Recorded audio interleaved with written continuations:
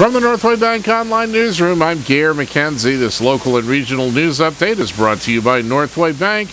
Want a Northway Bank teller to keep in your pocket? There's an app for that now available for iPhone and Android. Download yours today.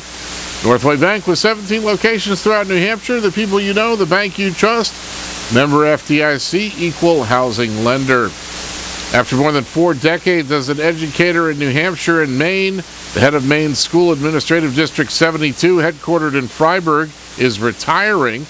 Gary McDonald, who spent the last 31 years of his career as an administrator in the district, the last 8 as superintendent, announced his decision last month to step down at the end of this year.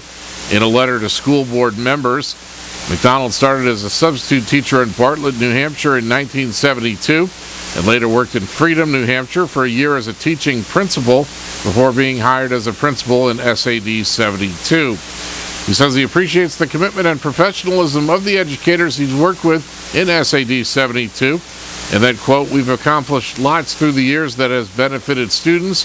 He says, quote, "seeing former students be successful and happy in their work and lives is one of the greatest rewards for those of us who have spent their careers in education."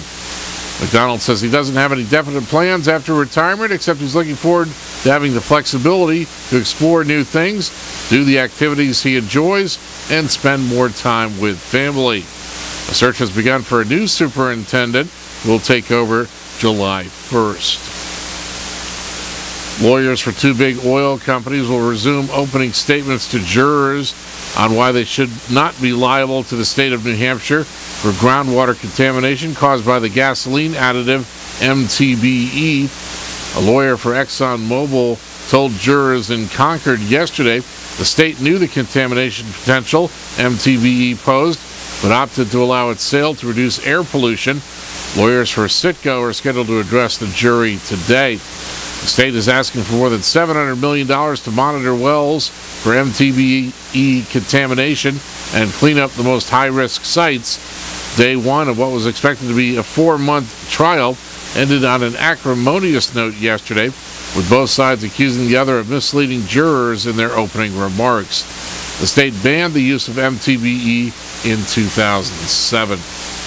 In Maine, news wardens are planning to use a remotely controlled underwater device to search the waters of Rangeley Lake for 3 men presumed to have accidentally ridden their snowmobiles into the lake's icy waters. Officials said yesterday the ice remains frozen over the part of the lake where it's believed the men went in on open water on December 30th, the same night a Yarmouth woman was killed when she rode her snow sled into the lake. The Maine Warden Service plans to use an underwater remotely operated vehicle to help identify the location of the men's bodies. In sports, Louisville, playing just hours after it moved to number 1, used a strong second half to beat Connecticut 73-58 last night. A person with knowledge of the operation tells the Associated Press, on condition of anonymity, New England Patriots tight end Rob Gronkowski has undergone surgery on his left broken arm after suffering the season-ending injury Sunday in the Patriots' 41-28 playoff win over the Houston Texans.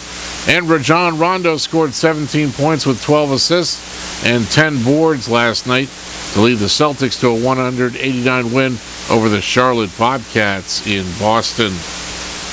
In the weather today, partly sunny, much colder with highs in the mid-30s, upper 30s in southern Carroll County, light winds.